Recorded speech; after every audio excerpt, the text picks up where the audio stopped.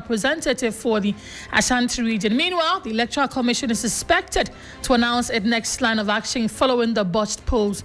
Also tonight, Chief of Staff directs all heads of government institutions to annul all appointments and recruitment into the public service after December 7. And later on, we tell you why President Mahama is holding an inaugural meeting with task force charged to oversee the implementation of his promises for the 120 days in office. Details of these and more coming up shortly.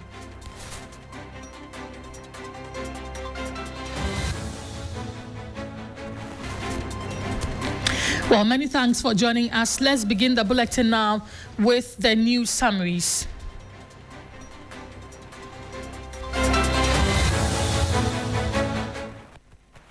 Well, in the summaries this evening, President John Mahama has instructed Finance Minister Dr. Kesi Latofosin to take urgent steps to fill the $156 million funding gap caused by the suspension of USAID's international funding program. The shortfall threatens critical health interventions, including malaria prevention, maternal and child health, and HIV and AIDS program. However, Health Minister Kwabena Mintakando has assured the public that there is no need for panic, while expressing hope that the U.S. will reconsider a decision. Also, President Mahama has set up a 120-day social contract task force led by Dr. Valerie Sawyer to implement 26 key governance initiatives within the first 4 months of his second term. The task force includes ministers and top officials to ensure accountability, efficiency, and timely execution of government promises. Since taking office on January 7, Mahama has already fulfilled 7 major commitments, with the task force working to deliver the rest. And Ghana's fight against corruption has suffered another setback, with the country's corruption perception index score dropping from 43 in 2023 to 42 in 2024. This decline has moved Ghana to 80th place globally and 11th in Africa. The persistent issues of illegal mining, also known as galamsey, destruction of forest reserves, and attacks on journalists have contributed to this downward trend since 2015. That will be all for the news summaries now. We'll be getting shortly into the main stories now. Alfred Ocansey is joining me.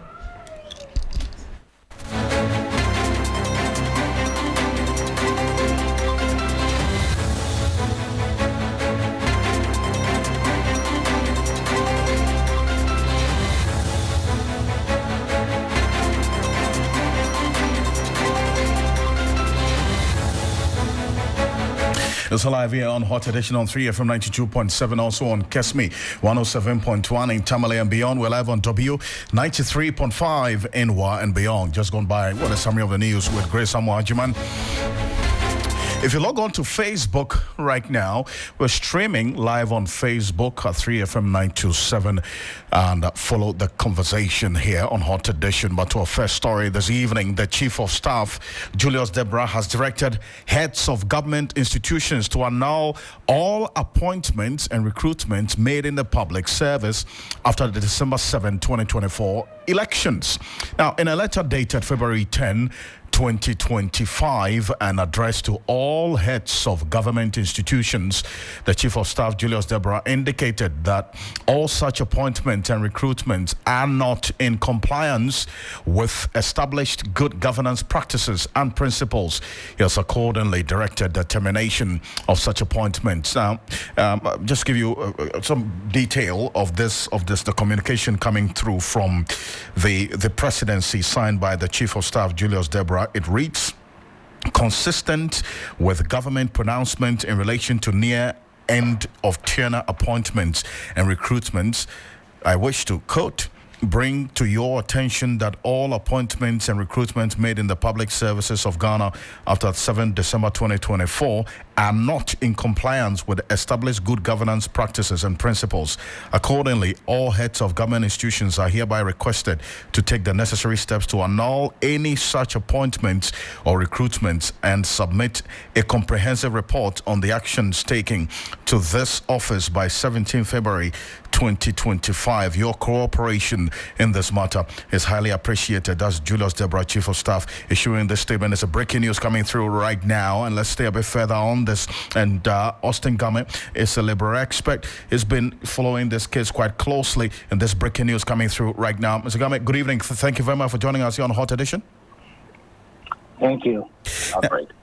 Now, and this is hot on the plate. We're getting right now the revocation of appointments and recruitments made after the 7th December 2024 elections. And this is consistent with government pronouncements in relation to this matter, is it not? Because if you follow right from when the transition team of the then President-elect John Dramani Mahama was meeting with the outgoing President Nana Addo Akufo-Addo's transition team, they had indicated that there was some sort of agreement between them. There was a joint transition team agreement that any recruitment within that period was going to be run by the joint transition team for approval.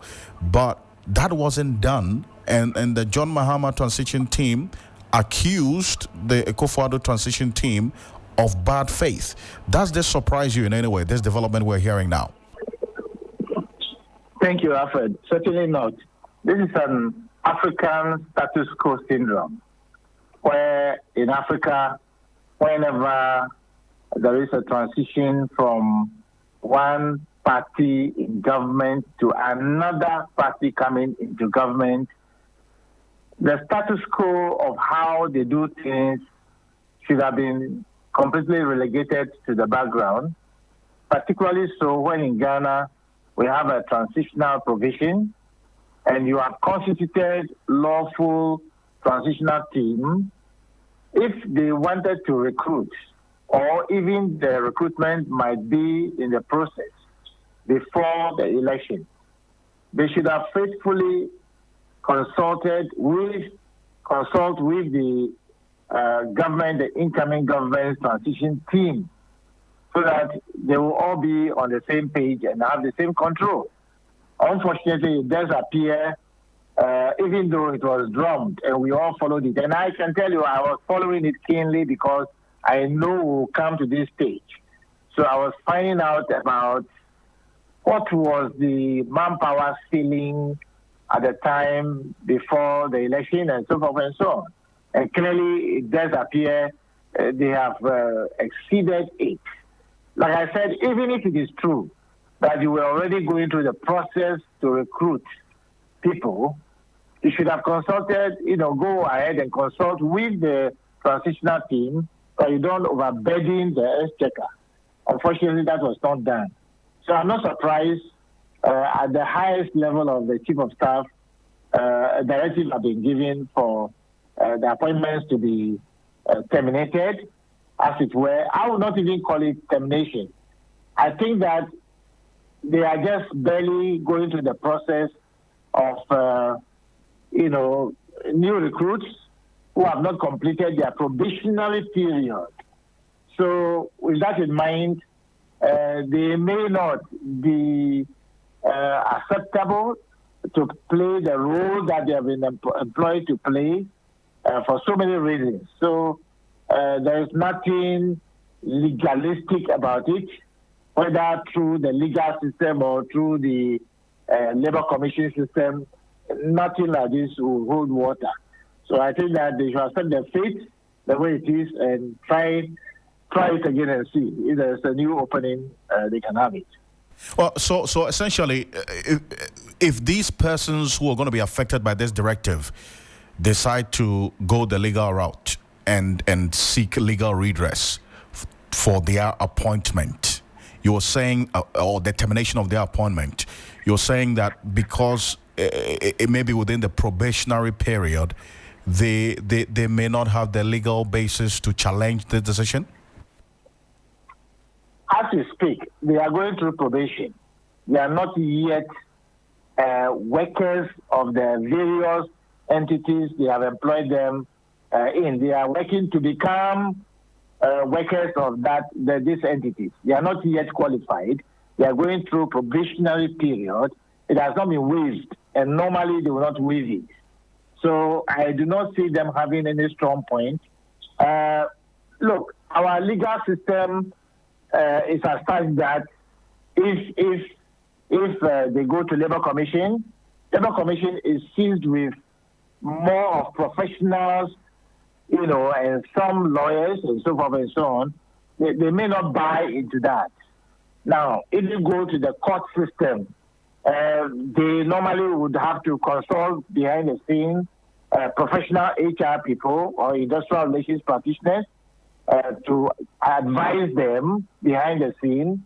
And if you add the law to it, constitutionally, nobody is a servitude in anybody's employment. That means you are not a slave. You are not bound to me. It's the same thing repeated in our labor law.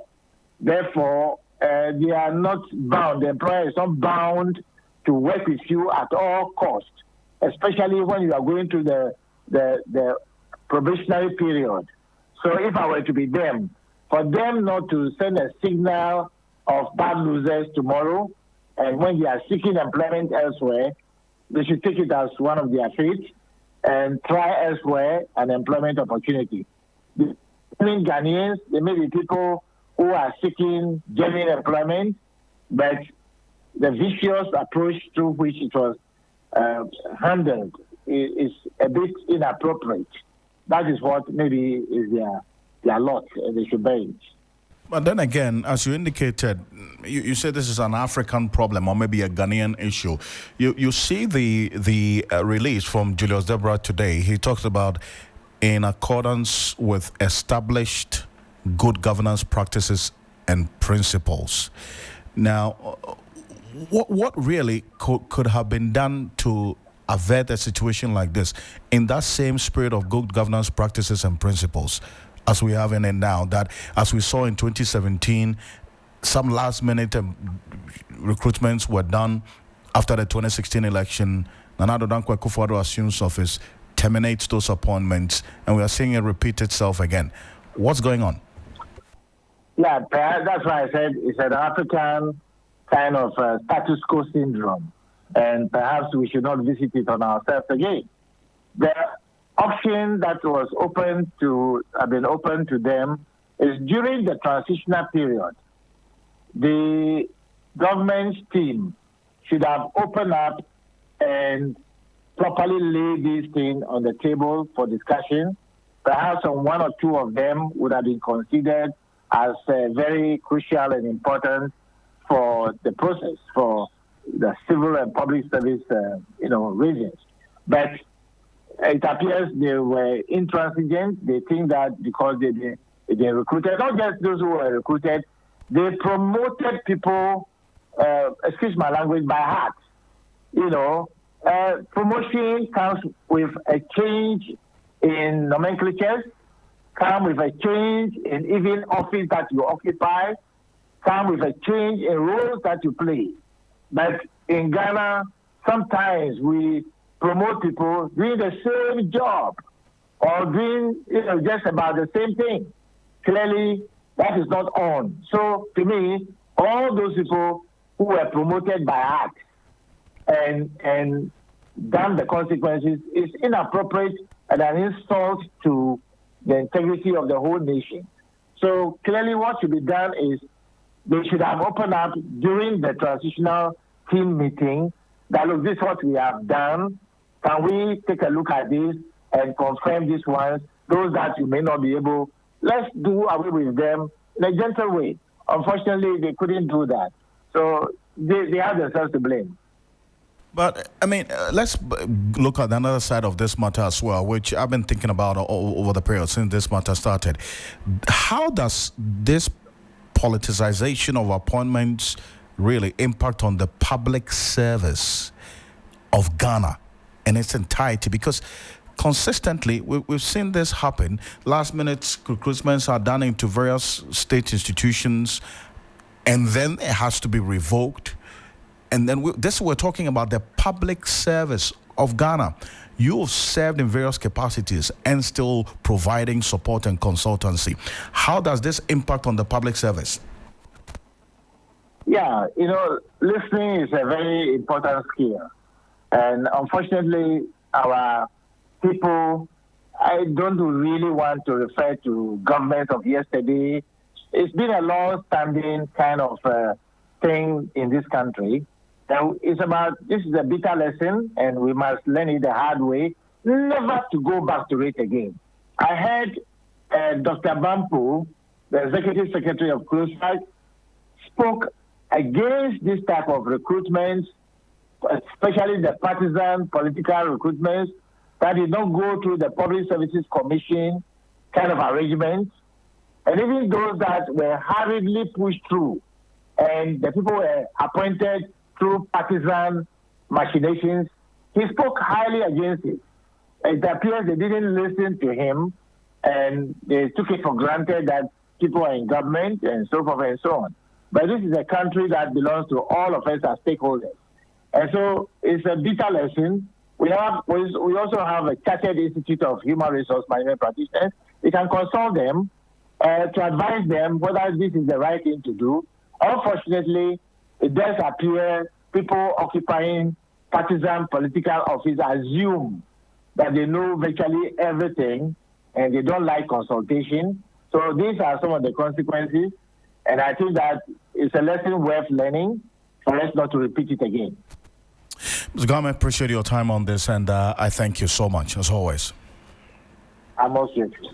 Austin Game is a labor expert joining us with his thoughts here on Hot Edition on 3FM 92.7. We're live on Kesme 107.1 in Tamale and beyond, and also on W 93.5 in Y and beyond. If you're just joining us, 21 minutes after 5, some breaking news that came through earlier, some 15 minutes ago. The Chief of Staff has directed heads of government institutions to annul all appointments and recruitments made in the public service after the December 7, 2024 elections.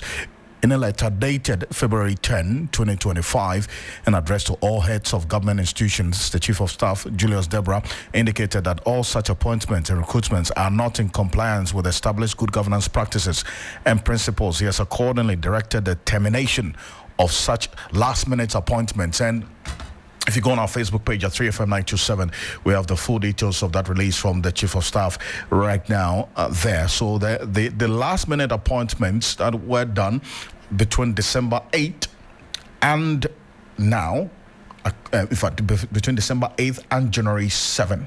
That's the period under review. Between December 8th and January 7, according to this release from the Chief of Staff, that is going to be annulled.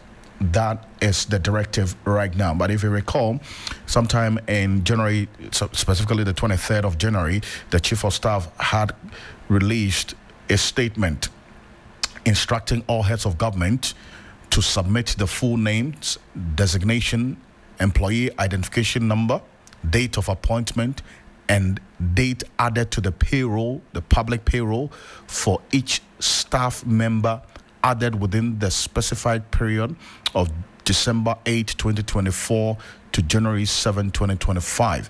This information, according to that release, was supposed to have been submitted by the end of January 31, 2025. So it is on the basis of this information that was submitted to the Chief of Staff that this decision has been taken, from what we're learning from the presidency right now here on Hot Edition. And the Mahama administration, during the transition period, served notice they will revoke all end-of-term appointments. Now this fiat has been issued. What exactly is going to be happening in the coming days? If you recall, when I had this conversation with Phyllis Kwachifosu, who is the Minister in charge of Government Communication, on Key Point, he had given strong indication of this happening within the next few weeks. Much fewer numbers. And I think that by and large, the people of Ghana appreciate this, because for a long time, it was a matter of concern. The former government turned a blind eye. Every and anybody who was in the MPP was given a position in government. Some of the agencies were packed. At the presidency alone, there were in excess of 330 political appointees. And you wonder what exactly they were doing there, because I now operate from the presidency. I go there, and there's even barely space for that number of people. So you wonder where those people were, or whether they were actually doing the work. No. They are civil servants. What happens is that the presidency has some agencies under 300. So staff are drawn from existing state institutions. They are civil servants. They could be deployed elsewhere. So they are not political appointees. So the numbers that we left in 2016 were not significantly different from what the MPP used. What created a spike was the sheer number of political appointees, 330. We had less than 100 in our previous guys between 2009 and 2016. President Mama intends to do so, and in fact, it will be much smaller. I mean, from all indications, as I speak to you, the number of people working at the presidency now, in terms of political appointees, are less than 10. These are all advisors and everybody else who works, including myself, who is supposed to be a minister of state. It's less than 10 as we speak. Eventually, of course, the full complement of the government will be better, but it will be nowhere near the number that the MPP used to. And you see, which was over 350. Over 330, and Honorable Ablakwa was instrumental in unearthing this. And I'm sure you discussed it on this program on many occasions. Oh, that's Phyllis Kwachofoso, who is the Brasibo Common Member of Parliament and the Minister in charge of Government Communication there, here on Hot Edition on 3FM 92.7, also live on Kesme 107.1 in Tamale and beyond, and on W 93.5 in Wa and beyond. Away from that, the Ghana Police Service has launched a manhunt for thugs who stormed the Ashanti Regional Coordinating Council and disrupted the Regional Council of State elections in Kumasi on Tuesday, February 1. That's earlier today. The macho men forcefully stormed the venue during counting process and destroyed the ballots, forcing the Electoral Commission officials to abandon the process. In a statement, the Ghana Police Service confirmed ongoing efforts to review all available footage to identify and apprehend the perpetrators. It assured that those responsible will face justice, emphasizing their commitment to maintaining law and order. Ibrahim Abubakar is going to be joining us shortly, but this is exactly what happened earlier today. We're going to run through it shortly to give us an idea of exactly what transpired earlier today here on Hot Edition. And also we'll come back to the Ashanti region shortly, but in the northern region, former Member of Parliament for the Kumbungu constituency, Alhaji Mohammed Mumuni, won the race to represent the northern region on the Council of State. In the Greater Accra region, a traditional leader, Nene Drolo Boso Odamte, the first, defeated 9 others, including former Regional Minister Nilaya Fotiagbo, to clinch the slot. In the Volta region, a 36-year-old businessman, Gabriel Kwamega Tanko Atuple, also won the election to become the regional representative on the Council of State. Thomas Moore, and also that's the Detundini Adiali, the paramount chief of the Chiana traditional area, also won the Council of State elections to represent the Upper East region. Paramount Chief of Suma Odenehon, Dr. Afram Brimpong III, also won in the Bono East region to represent the Bono region on the Council of State. The constituency chair for the Chifo NDC, Hakim Adai, also has been elected the Central Regional Representative for the Council of State. That's on the Council of State, I beg your pardon, for the Central Region. In the Eastern Region, a former regional women's organizer of the NDC, Evelyn Krang, defeated 19 male candidates and 2 other female contenders in a fiercely contested Council of State election there as well. With the Western Region, a 32-year-old entrepreneur, that's Maxwell Abuachi, has also been elected as the member of the Council of State representing the Western Region. The Council of State is an advisory body established under Article 89 to 92 of the 1992 Constitution to counsel the President in the performance of his duties. So with what the elections that happened today all across these regions, it is only the outstanding region now is the Ashanti region. We do not have the results from the Ashanti region and who will be representing the Ashanti region on the Council of State as we have it now, because of the violence that really characterized the entire process of the election of the Council of State membership for the Council of State in the Ashanti region. And we're keeping an eye on that, and the Ghana Police Service has issued a statement giving us details of what they are doing to identify the perpetrators of this chaos that we saw characterize the entire process in the Ashanti region. And shortly, Ibrahim Abubakar is going to be joining us to give us a fair idea of how things are playing out in the Ashanti region right now here on Hot Edition on 3FM 92.7. But before that, let me just give you a feel of what happened in the Ashanti region.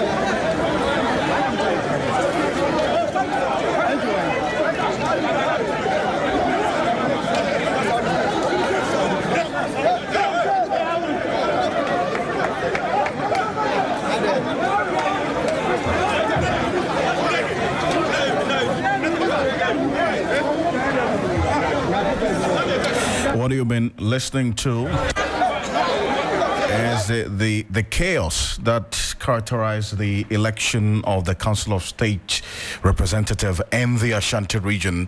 That was disrupted by this chaos after some heavily built men stormed the polling station where the voting had been taking place since morning peacefully. But we understand that the heavily built men disrupted the process, destroying the Electoral Commission materials and physically assaulting some journalists who were there. As a result, the election process was halted, with security men in the region yet to restore calm. As of the last time we checked, the Ghana Police Service has issued a statement indicating that they have video footage of all what transpired. They are studying it to identify the perpetrators and eventually arrest them. So that's what we're seeing now in the Ashanti region, but all the other regions in the Greater Accra region, we saw some chaos as well that characterized the process. But then there has been an election in the Greater Accra region.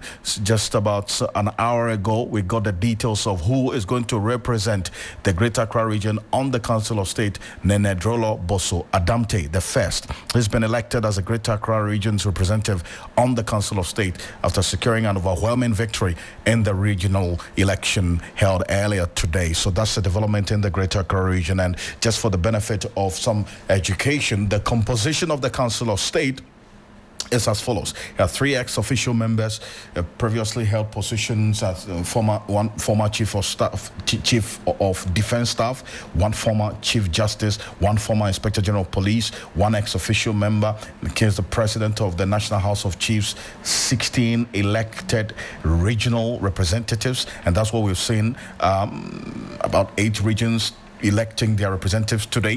1 representative from each of the 16 regions of Ghana, 11 presidential appointees. So the president, John Dramani Mahama, will appoint 11 on the Council of State, and the appointment by the president, the total, and together with all the others that I've run through, will now have a total membership of 31 members of the Council of State. There are many who believe that the Council of State's usefulness really has been outlived and it should be reviewed, or reconstructed. Some have actually also made recommendations that the Council of State should be removed and not necessarily sustained because their impact and influence is not evident, to the extent that their council is not bound on the president. The president is not obliged to necessarily go by the Council of State's own counsel or advice. Many who say, well, we should look at other ways of reconstructing them to make them a bit more impactful and influential. One of such persons is private legal practitioner Oliver Bakavomao, who's been consistent on this matter. He's joining us on the telephone. I thank you so much, Oliver Bakavomao, for joining us here on Hot Edition. Thank you, Alfred. I hope you can hear me. I can hear you clearly, and it's always good to have you join us. First off, we've seen what's happened in some of the regions, and notably the Ashanti region, the chaos that has characterized the process as we speak. Well, it appears that recommendation of the Council of State outliving its usefulness is one that keeps coming up. But there are the likes of Samuel Okujato, who the renowned legal luminary, who believes that that position cannot really hold because, in his view, the Council of State still has influence and importance in our governance structure. Maybe an improvement of their powers so that it would make their council binding on the president should be what we should be looking at, and not necessarily doing away with it. What's your thought on this? First of all, I have enormous respect for Samuel Okujeto generally. And I think that perhaps on this issue, he also issued a disclaimer because he himself has been a member of the Council of State for a very long time. It seems very unlikely to me that his opinion would be that, hey, let's scrap it. This institution is very rarely self-delete. But there's a lot to be taken for the conversation about why, the relook at the Council of State is important. First of all, you have talked about, you've introduced us to the idea and the conversation around what is its effectiveness, what is the purpose it's supposed to serve. Well, it comes from this aristocratic idea, even in this region, that we ought to have a second chamber of parliament where chiefs and persons who are not elected will serve. And that's when the committee of experts that were reviewing the idea around the 1992 Constitution proposed it to be.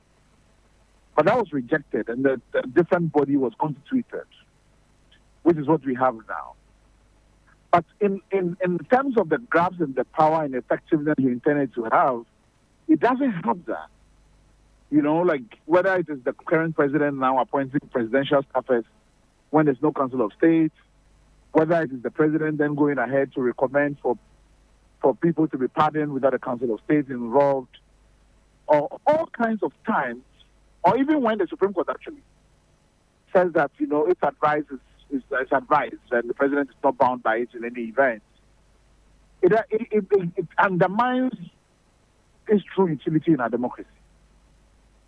The case is not made even clearly for us year to year. That is what has been the value added. But I can tell you what it takes away, though. You remember when Toby Afeda came out and talked about the fact that, having been at 4 meetings in a year, he's been paid 500,000 cedis. And there's something deeply unconscionable about that. We have to agree. The Council of State has become part of what we are calling the wage apartheid. That exists within the constitutional framework. And certain individuals, kind of the chief justices who retire on their salary alone already, are then added to a body where then they are paid obscene amounts of money, and the value is not justified. You have teachers, for instance, who spend their whole lives and in public service and end up on peanuts. And how is that justified? So the role that is supposed to play to be a check on the presidency doesn't exist. And yet it's a drain on our resources. And yet it contributes to that immoral wage structure that exists. These are things that we ought to relook at and tell ourselves that, it's got to go. Now, the problem is not solved just by saying that the Council of State's decision should be made binding. Because as to who and the caliber of persons that end up on the Council of State is also very suspicious. You've talked about this election process. I have been, I'm just returning from Ho, and I've seen the voter regional one as well.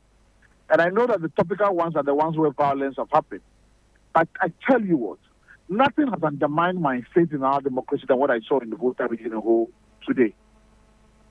And the process is completely monetized. It is symbolic to say anything to call this a proper electoral process. But I do wonder why we keep telling ourselves that there's any utility to what we are doing. So yes, I'm completely agree with you that we ought to scrap it.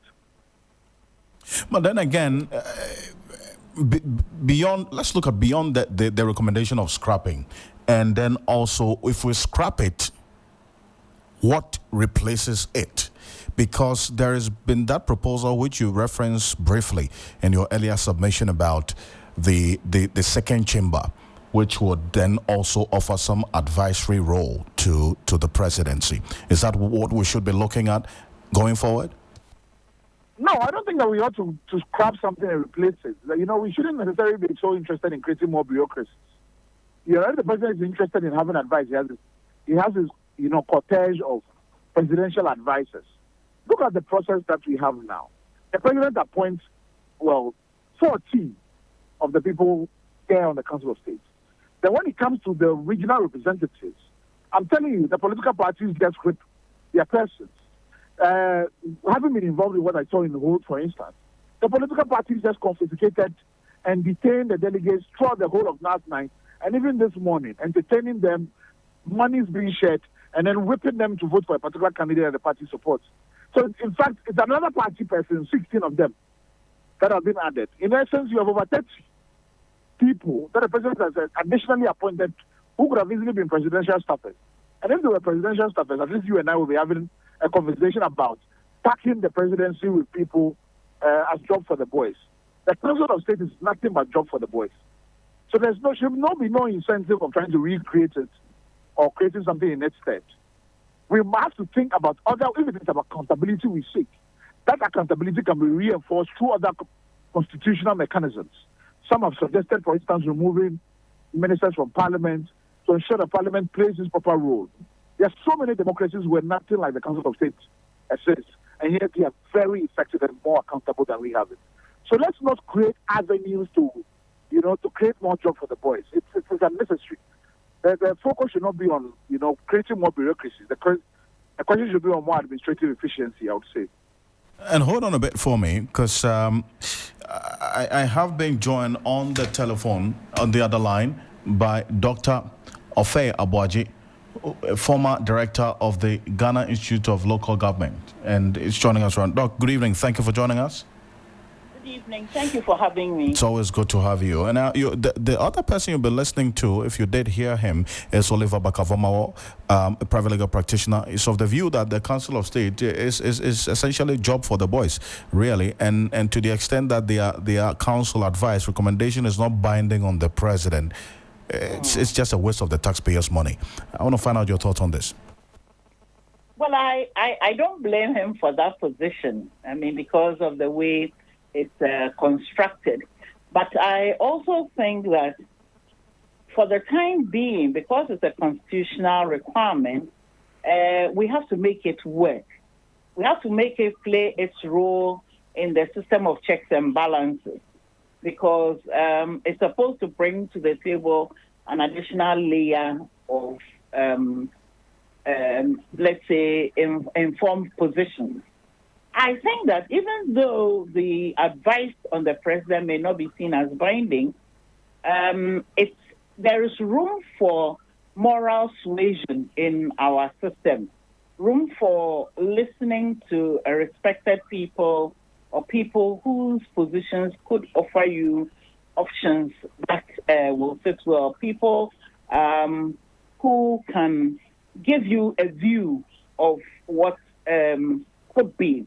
I don't blame Oliver for what the perception, because some of the reports of people invading the election, the SAGRI, even perceptions that the processes are monetized, are disturbing. They're disturbing. But what is interesting for me is that I haven't seen two things: that the Council of State elections have excited so much interest before. I haven't seen that before. Again, I haven't also seen the kinds and combinations of people who are being elected. I mean, the regional representatives who are being elected are also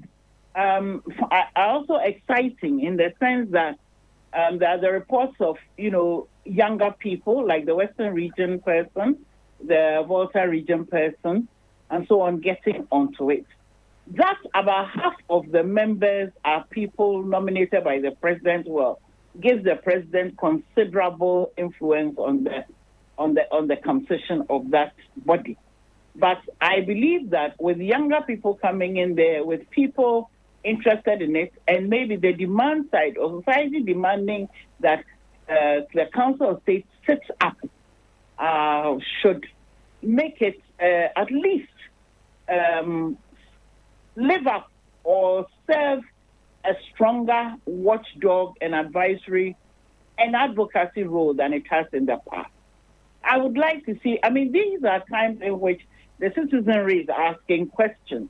And so if some of the advice that is coming out of the Council of State is untenable or is obviously of poor quality, I think we as the citizens should be able to ask them questions and demand that they too live up to their elevated role that they have been allocated or assigned by our Constitution. Well, so how about that proposal for a second chamber to replace, for instance, this Council of State with the improved powers and influence that you're talking about?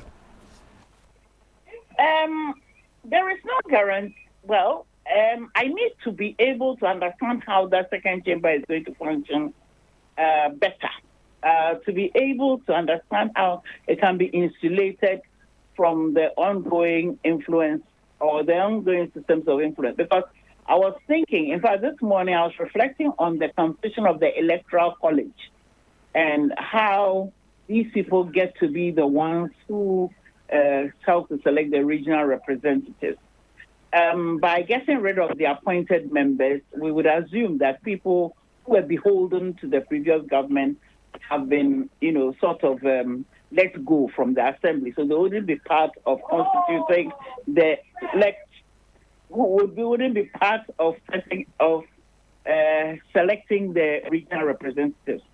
However, we as a nation, I think whatever it is, our citizenry has to be assisted to mature in terms of understanding what is required of us, in terms of being interested in who makes decisions and whose voices are heard and whose advice carried in places that matter. See, Oliver, so there's no guarantee that even with the second chamber we'll be insulated, from that. Yes. Perfect. And Doc, kindly hold on a bit for me. Oliver, does this position as espoused by Dr. Esther Ofeabuaje change your position as to the importance of the Council of State and how, in her view, instead of advocating total scrapping, let's look at ways of improving. Let's look at ways of viewing how they are elected. The various regional representatives are elected onto the Council of State as it is now. Well, I take a lot from what Dr. Faye is talking about, particularly a starting point, which is that, well, it is there now, and we have to think about ways to improve it. That it is in many ways defeatist as well, right? Like non-defeatist, resigned to what it is there, and you have to make do with what you. And I'm giving my perspectives more in terms of we are already in a process of constitutional reform where it seems that there's at least a political commitment to reform. For me, the reform and institutional redesign must get rid of it. I get sincerely committed to that view. Now, as to whether or not it needs current existence, it's been 30 years of this democracy, right? And I can tell you that it's gotten progressively worse. I to be honest, I mean, earlier today, I had posted on my social media that our democracy is the strangest one I've ever seen. In fact, my witness of what has happened at the Council of State elections has scarred me for life. And if I had a view that this ought to go, I come out of this process even twice reinforcing that view. It's a charade. I honestly think so. So, to be honest, I haven't seen the angle of improvement. I haven't seen the assertion towards, what it's producing in effect and in substance. And that has made me think that maybe the existence of it can create the false sense of security among a lot of us where we say, well, maybe that is a mechanism for institutional check. But if it is not playing that role, maybe if it is gone, we can then come back to the drawing board and redesign our constitutional framework.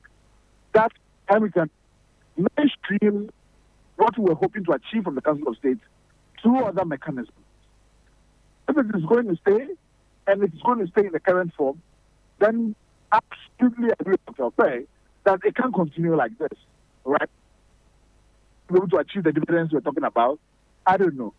She has suggested, for instance, that the population has to be educated to what we expect of it. You can say that about the entire political system, right? And progressively, the entire political system is getting worse. It's getting more partisan. It is getting more monetized. The expectations of the public space, public offices being occupied for private ends. Persons who are saying that I'm getting into the office for persons of my political party. All these things are becoming the ethos of Ghanaian political life. So I'm not seeing the improvement. And maybe, we can continue to hope and pray that some miracle will drop as it concerns the Council of State in particular. But it's a bigger, crisis of the political system that the Council of State forms a part. And until the constitutional provision that makes way for the establishment and also election of Council of State members is reviewed, the process will go on. So we'll see how the coming days will look like on this, especially because you have just referenced that this administration has expressed some commitment to the review of the Constitution. So we'll see if this is another area which will be of interest to the Constitutional Review Committee, that team that has been put together, headed by Professor H. Kwesi Pempe, by President John Dramani Mahama in the coming days. I appreciate your time. Thank you so much, Oliver. Thank you. Yes. I do appreciate that Oliver's point. But we are in a period of hopefully, a constitutional review process will take place. And I agree with him totally that we need to look at all of these places and look at strengthening and tightening them. We do need a total overhaul because of the deepening partisanship in our country. Another area would be the representation on the National Development Planning Commission from the regions also. I would strongly recommend that a constitutional review process does look at all of these kinds of things. And I believe that we should, put our shoulders to the wheel and see if we can evolve a system that will serve our people better. And rightly so. And I thank you so much for your thoughts as always. Thank you so much, Doc. Thank you for having me. Dr. Esther Ofei Aboagye is former director of the Institute of Local Government, joining us with her thoughts on this. Oliver Bakafoma as well, private legal practitioner, with his thoughts on the relevance of the Council of State amidst the election of the regional representatives, 16 of them on the Council of State. And the only outstanding results of the Council of State regional elections as we speak is the Ashanti region, and as I indicated earlier, because of the chaos that characterized the entire process, it actually halted the counting of the ballots that was cast earlier today to elect a Ashanti regional representative on the Council of State. The Ghana Police Service has issued a statement indicating they are reviewing videos to identify the perpetrators of the chaos, eventually arrest them. Ibrahim Abubakar was in the thick of things, and some journalists were attacked as well. Ibrahim, thank you for joining us. Tell us exactly how things played out, especially from the journalist's perspective. Well, so Alfred, this was a protest that started very, very peaceful.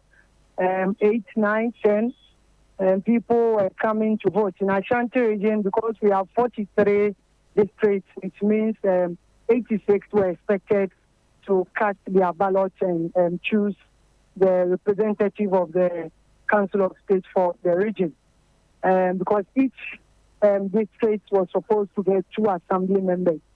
So by 11:85 had cast their ballot. So we're only waiting for one person to come and finish his voting so that the counting process will begin.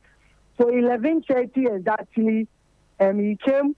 He also went there to vote, and they closed the polls. So just a few minutes, they decided putting together the materials. Sorting was done. But just when the Electoral Commission was about to start the counting process, then chaos erupted. We saw macho men who came from nowhere, numbering about 15 of them, coming to the arena where it was restricted even for the media personnel, because the police barricaded it. They ensured that from this place to that place, it is only the EC officials and also agents of the 12 candidates aspiring or vying for that position to be there. But these macho men broke the barricade, entered there, and disrupted the process. In fact, they even tore some of the ballot papers. We do not know what exactly triggered it. But then what we do know is that just when they were done with the sorting, because only 86 were voting, clearly you could see the number of ballots for each of the candidates. And that of one prominent chief in Kumasi, Nana Nkansa, who is the chief of Agri Kenzima, and also the Council of Elder of the New Patriotic Party.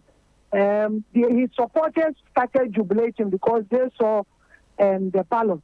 And also his agent was also cheering them on to jubilate, even when before the EC count the entire process. So that was exactly at that same time that these macho men came around, disrupted all the process, tore some of the electoral materials, and also vandalized some properties that were there. So eventually, the EC officials had to be escorted. In fact, initially when the issue started, they managed to pick the ballot papers, put it in the ballot box, and they were moving towards the conference center of the Regional Coordinating Council. They were hoping that they would be entered there and be able to do the counting. But these guys, or the tax, cornered them, took the ballot box from them, opened it, tore some of the ballot papers, and just scattered everything there. So it meant that the counting couldn't have been done because some of the ballots have been destroyed. So the EC officials had to leave. But then we had a number of police personnel stationed there. I could count not less than 50 police personnel that were deployed to man the entire process. But then the interesting or the worrying aspect was that I didn't see any police officer armed. So when that confusion broke out, they couldn't do anything. Most of them were standing there helpless. And these thugs started beating up journalists who were filming their activities. At a point in time, I even saw them attacking some police officers who they claim prevented them from, initially prevented them from accessing that arena. So the entire place was chaotic. All the 12 aspirants had to leave. And even people who came there to observe the process had to leave immediately because they had to save their lives. They didn't know where the next blow will be coming from. So as we speak, Ashanti region has not been able to go through the election successfully, and it meant that we have to wait for another day before the Council of State member representatives in the region will be elected. So for now, we do not know whether a new election will be conducted or whether they have means of counting and declaring whoever will be declared winner from the election. Appreciate you for this detail. Any indication of when this process will resume based on the interactions you've had with the officials so far? Maybe quickly. Well, for now, the Electoral Commission still say they are still in talks with the stakeholders, and they will come out with official statement and tell us what the next line of action will be. Ibrahim Abubakar is our Ashanti regional correspondent there on the latest on the Council of State elections in the region. Stay with us here on Hot Edition on 3FM 92.7, also on Kesme 107.1 in Tamale and beyond. We're live on W 93.5 in Y and beyond. Stay with us. We're back after this with the business news. Michael Obodo standing by. It's the battle of the teams in a 3FM 60-day Fit Start Challenge. Which team will come up tops? Will it be Team Comfort or Team Helen? Will age and tact triumph? Or will youth and energy win? Call or WhatsApp on these numbers: 0532 300 927 or 0532 200 927. Now, to join Team Comfort or Team Helen and enjoy holistic wellness coaching, specialized diet plans, and cooking tutorials, thrilling exercises, challenges, and activities, plus many exciting rewards. 3FM Fit Start, sponsored by Daffy's Health and Beauty, Bill's Microfinance and UGL Premier, and supported by Blue Skies and the Ghana Medical Association. 3FM Fit Start, your health, your journey, your victory.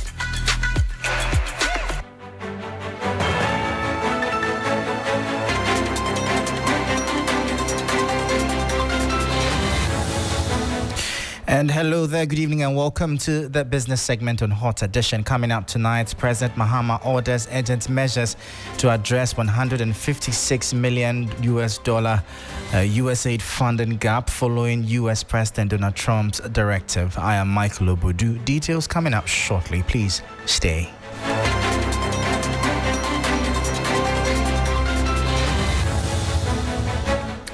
Well, thank you so much for your time. Now, President John Dramani Mahama has directed Finance Minister Dr. Cassiel Ato-Forson to take urgent steps to bridge a $156 million funding gap following the suspension of USAID's international funding program.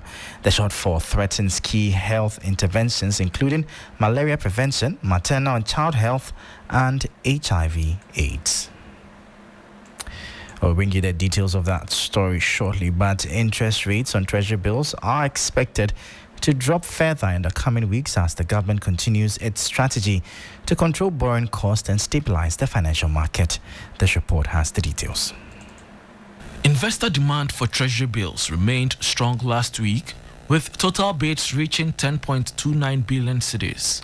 However, the government rejected 2.64 billion cedis, accepting 7.65 billion cedis at lower rates. The target for the auction was 7.26 billion cedis, while maturing bills stood at 9.06 billion cedis. Only the 91-day and 182-day bills were issued, with interest rates falling by 43 basis points and 21 basis points to 27.98% and 28.69% respectively.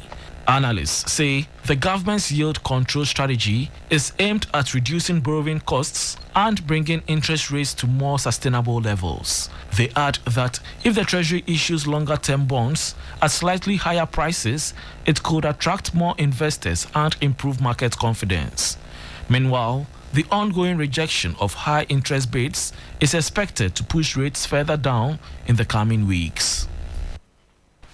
That was a 3 Business News Desk report. Let's take you back to our earlier story where President John Dramani Mahama has directed Finance Minister Dr. Cassiel Ato-Forson to take urgent steps to bridge the $156 million funding gap following the suspension of USAID's international funding program.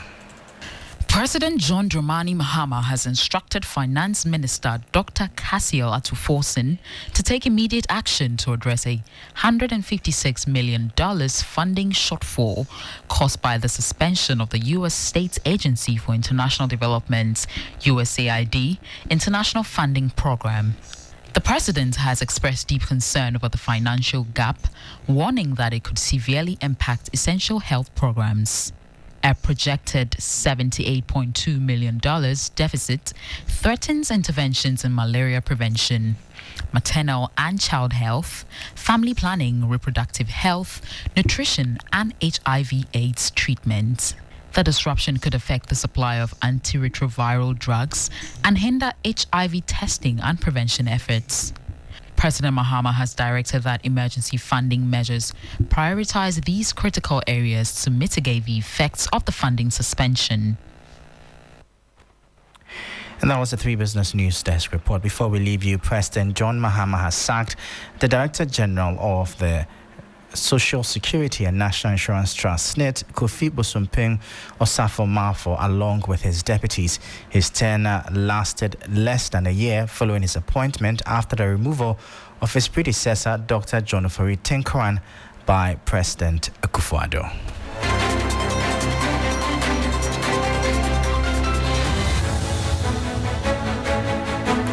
And on that note, that'll be all for today's edition of the business segment here on Hot Edition. For more business stories, our website 3news.com has more for you. I am Michael Obodu. Thank you for listening. As always, please stay safe. Up next is sports.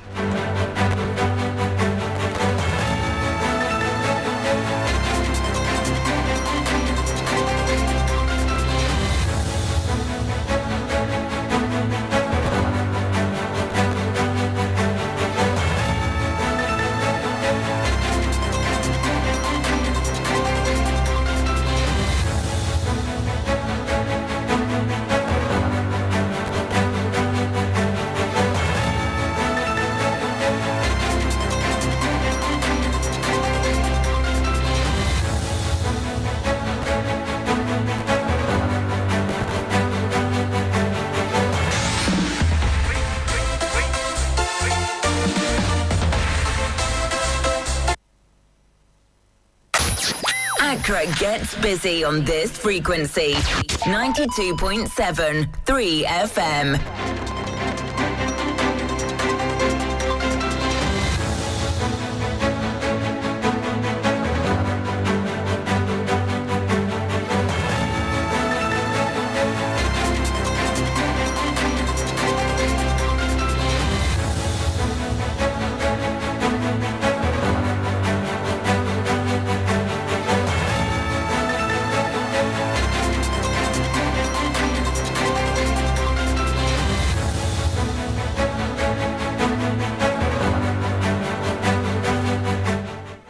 It's time for sports here on 3FM's Hot Edition with me, Mutala Yakubu. Now, the Ghana Football Association held its first meeting with Asante Kotoko today following the tragic murder of Francis Yao-Frimpong, known as Nana Poli. The meeting carried significant weight as Kotoko had previously withdrawn from all football-related activities in protest of Poli's death. Now, amid increasingly calls for the league's resumption, Kotoko's IMC chairman, Nana Prinkra, made it clear that the club will not participate in the league unless the FA approves the requests outlined in their submissions.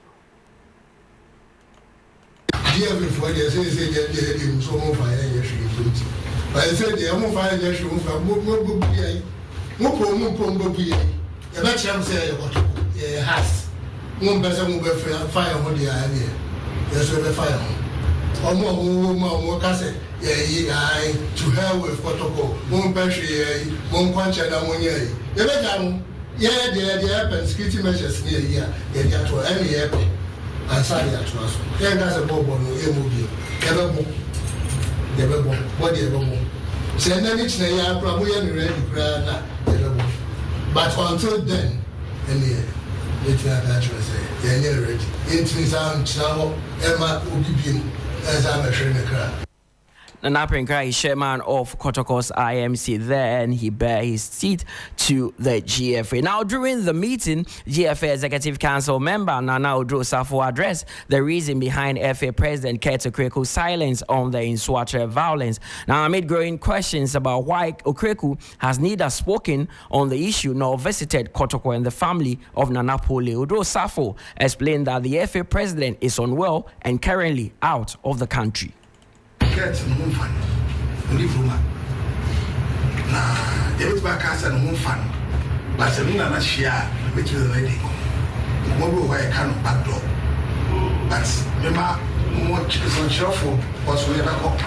Get a map, get on Tiabo, and Corneli, part of the can first. Kotokofia. Me sure second to buy the chairman.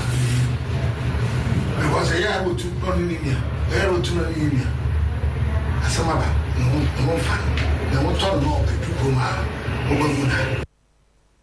That is Odro Safo explaining that Keti Esekweku, the GFA president, is currently out of the country and feeling unwell. That is the reason why he's not spoken on the Nswatre violence. Now, still on this matter, sports journalist Ernest Cranton has criticized Asante Kotoko and Hatufuk, accusing them of being part of the issues plaguing Ghana football. Now, speaking on TV3 sports station, Cranton stated that both clubs are poorly managed and should not make demands that suggest they are separate from the FA structure. He believes that leadership shortcomings have contributed to the current challenges in Ghana football. These clubs, whether it's Hearts or Kotoko, I mean, the two worst administered teams in this country, Hearts and Kotoko, they are the worst run clubs in this country, because even the Bible says it. He who much is giving, much is expected.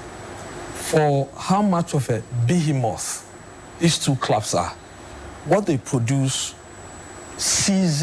every season, I mean, it's below disappointment. I don't want us to go there. But why are these clubs making it look like the Football Association is a separate entity from who they are? These clubs make up the Football Association. They are the ones who put the guys there, from the president to whoever. They make the decisions. So now what I see is, and we're happy that the clubs, it's solidarity with one another, and we're making demands of the FA. Who is the FA? Is the FA not the coming together of the clubs? And that is where the problem is. So that this issue about hooliganism, it is something like a cartel the clubs run. They all have it. Mike made reference to how club fans can go to the training grounds of their team and stop a coach from training the club, because there are elements in the official dome who use these boys to achieve such aims, because they've got to push the coach out, but they are not sure if they can do it formally. So they need to create fear, panic, and especially for these expatriate coaches, they'll say, because my life is not safe. It's happened too many times in Kotoko, in Hearts of Oak, in Adriana, in Chelsea, name them. They do it. These clubs are the center of all the rubbish that is going on. Ernest Cranton is an ace journalist. Now, there are several high-profile games this week in the UEFA Champions League knockout phase. And currently, PSG are taking on Brest, where Paris Saint-Germain have taken the lead against them. And in a few hours' time, there's also Juventus against PSV. Manchester City have a big date against Real Madrid at the Etihad Stadium. And there's also Sporting CP against Dortmund. My colleague, Bill Eshen, has a wrap of what to expect this week.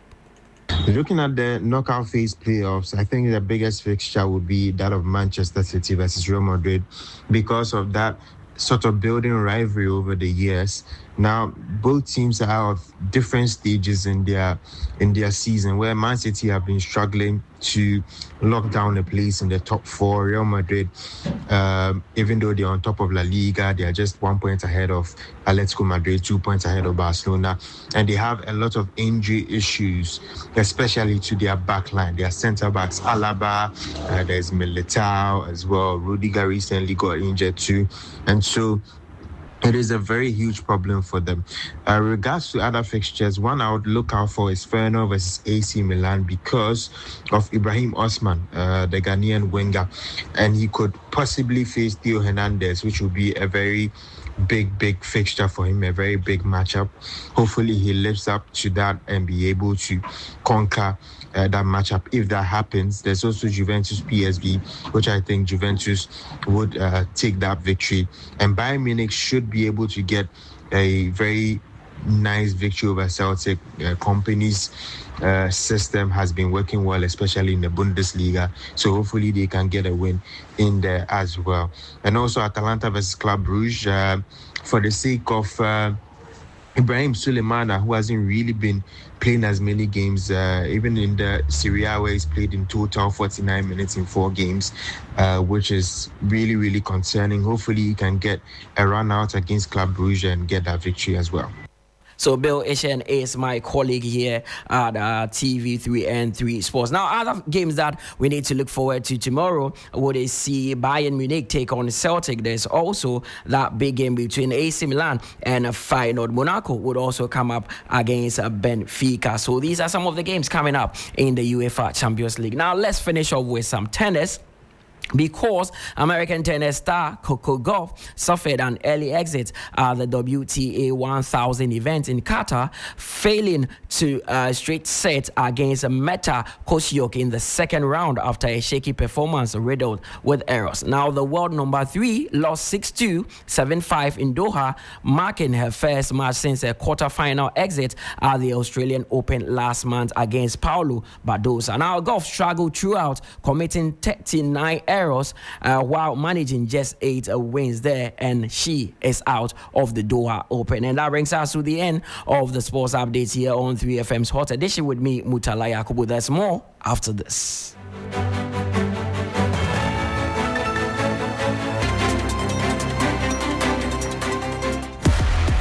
It's the battle of the teams in a 3FM 60-day Fit Start Challenge. Which team will come up tops? Will it be Team Comfort or Team Helen? Will age and tact act triumph? Or will youth and energy win? Call or WhatsApp on these numbers: 0532 300 927 or 0532 200 927. Now, to join Team Comfort or Team Helen and enjoy holistic wellness coaching, specialized diet plans, and cooking tutorials, thrilling exercises, challenges, and activities, plus many exciting rewards. 3FM Fit Start, sponsored by Daffy's Health and Beauty, Bill's Microfinance and UGL Premier, and supported by Blue Skies and the Ghana Medical Association. 3FM Fit Start, your health, your journey, your victory.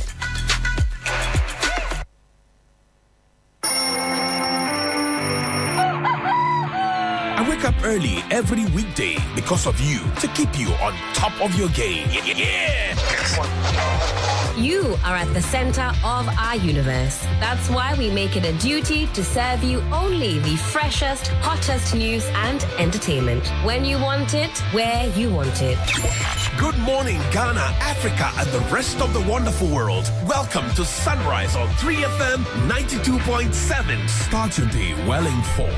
Start with us on Sunrise on 3FM 92.7. Catch the all-new Sunrise Morning Show on 3FM 92.7 with me, Johnny Hughes, Helena Piampofo. Weekdays from 5:55 a.m. to 10 a.m. only on 3FM 92.7. 3FM, your urban lifestyle radio.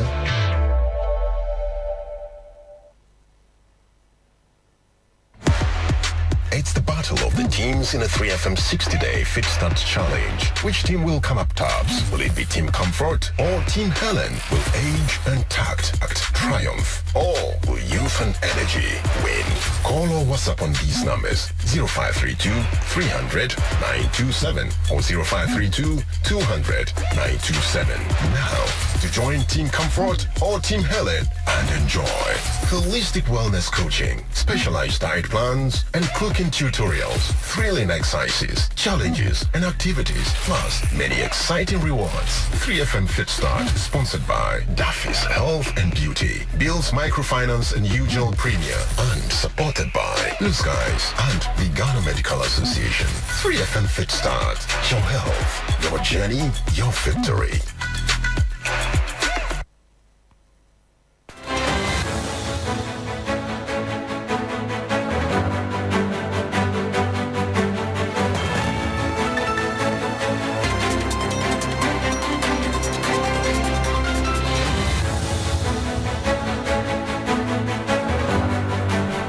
Welcome back. This is Hot Edition on 3FM 92.7, also on Kesme 107.1 in Tamale and beyond. We're live on W 93.5 in Minor, that also in Wa and other places. The minority in Parliament is raising concerns over the recent withdrawal of cases of the Attorney General, Dr. Dominic Ayeni, with the majority of these cases constituting ongoing trials against appointees of the Eswal Mahama administration. Speaking through some members of the minority in Parliament, the Swami lawmaker John Dako, the indicated the caucus has taken a position to not support the path that the Attorney General is taking. This is what they said in Parliament earlier today. Slap in the face of Ghanaians by the elevation of important public offices of the personalities involved after the withdrawal of these criminal cases. We've seen in the case of Honorable Kesla Tuforsen, he's been appointed as a Minister for Finance. Samuel Ofosuampofo has been appointed as senior office in the office of the Vice President. And most shockingly, a day after the withdrawal of the charges against Dr. Johnson Esiama, the former second deputy governor of BOG, the man who had been accused of fraudulent breach of trust, money laundering, conspiracy to commit crime, and violations of the Bank of Ghana Act, is now appointed as the governor of Bank of Ghana. Ladies and gentlemen, is Ghana becoming a banana republic? We should all be concerned about the dangers ahead. A situation where a government about a month old or less than 2 months old shows a complete disregard and lack of interest to ensure accountability of its leading members for the financial crimes against the people with which they are charged.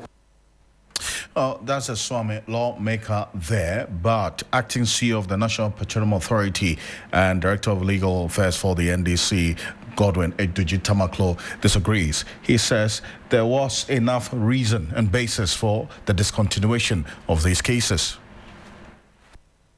It may open up a Pandora box. And I think from a policy point of view, that disclosure is not material. But you see, the conversation had been raised relative to some of the cases. And I make particular reference to the Republic versus Dr. Johnson Esiama. Look, you, the journalist, should be doing a right of information request. Under Godfrey Dame as Attorney General, did he receive briefing from his own attorneys to discontinue the trial? No, as far as we don't know. Good. That's what you should find out. So that if you, an Attorney General, your prosecutors are telling you that there is no evidential basis to continue with this prosecution, then we should know why you want to continue. That's a CMS case, specific. Yes. Okay. You understand? Was Godfrey Dame at any point briefed to stop the prosecution of Esiama? If so, why did he continue? But somebody who asked but then somebody who just asked. The prosecution of Esiama was completely unwarranted. Esiama was only prosecuted to shut him down. Shut him down from what? Good. If you recall, in the very early days of the Akufo-Addo administration, they raised this issue of interoperability. Of the three governors, the governor, the two deputies, it was Esiama who did a press conference to defend that decision. Because at that time, Vice President Dr. Mahamudu Bawumia needed to criminalize the interoperability contract in order to award the contract to a different company. And so when Esiama did that press conference, Dr. Esiama did that press conference and said at the time, the decision by the Bank of Ghana to enter into that contract was based on sound judgment and the numbers. The government then decided to teach him a lesson. Look, painfully, if you look at the prosecution of Dr. Esiama, it was based on the memo. And if you look at the memo which was tendered, he had written on top of the memo, okay, approved, memo. Upon receipt of the technical report of the banking supervision, when they received the request from UT Bank, that was the basis on which he was being prosecuted. The decision was taken by the three governors at a governors meeting. But he was singled out for that prosecution. And there was no doubt whatsoever that the prosecution of Dr. Esiama was actually an instigation from the then Vice President's office. Was it from the Vice President's office? Yes, it was an instigation. Dr. And you see, let me say this. Never again in the history of this country should we subject a Ghanaian to this painful persecution simply because we possibly disagree with them politically. And you see,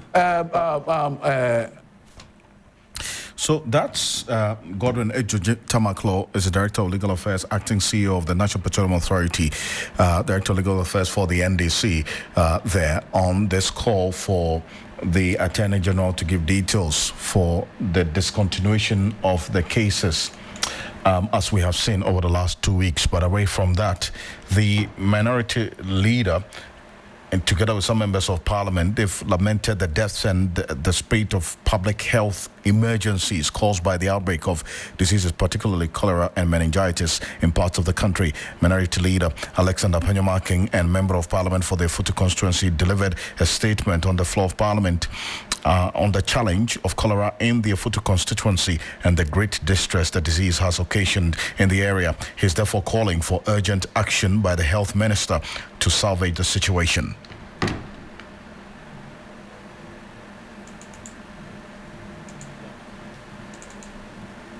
Mr. Speaker, it's been reported that 412 cases of outbreak of cholera in the Futu municipality has taken 3 lives.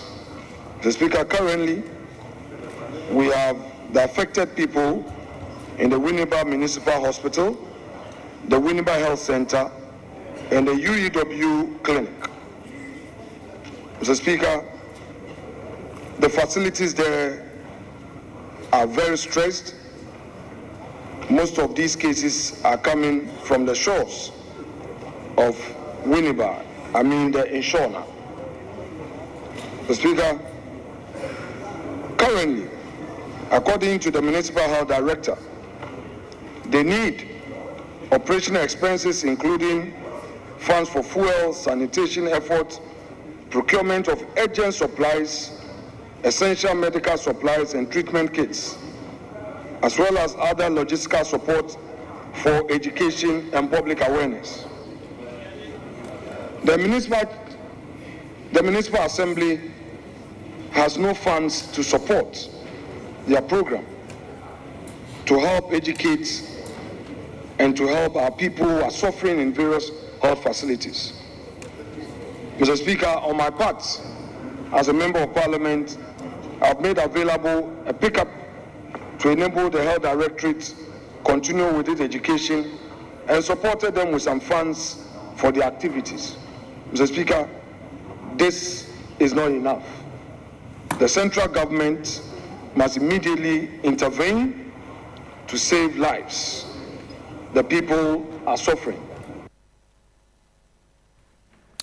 As Alexander Panyomaking is a Futu member of parliament and minority leader in this 9th Parliament. Now, before we go, Galamsey, the illicit destruction of the country's forest reserves and the attack on journalists within the mining space has seen Ghana's corruption fight hit yet another snag following a decline in the latest corruption perception index. The country has dropped by 1 score, moving from the 43rd position 2024 to 42 in 2024. The drop also has seen Ghana drop to 80 out of the 180 countries surveyed and further dropped to 11th on the African ranking. Ghana since 2015 has been on a downward trajectory in the corruption fight. Let's look at the report closely, and this is what it says. Out of the 42 over 100 score, Ghana chalked ranking 80th out of 180 countries. Ghana ranks 11th among 49 sub-Saharan countries on the continent. In 2022 and 2023, Ghana was ranked 43rd and now 42nd position. Now, policy and legal administrative reforms also require further review and strengthening according to the report recommendation, and also indicated that corruption remains a significant challenge, particularly in the allocation of mining licenses, in abuse of power and discretion threatening integrity of natural resources such as forest and water bodies. There's more of this on 3news.com. Make some time and visit 3news.com.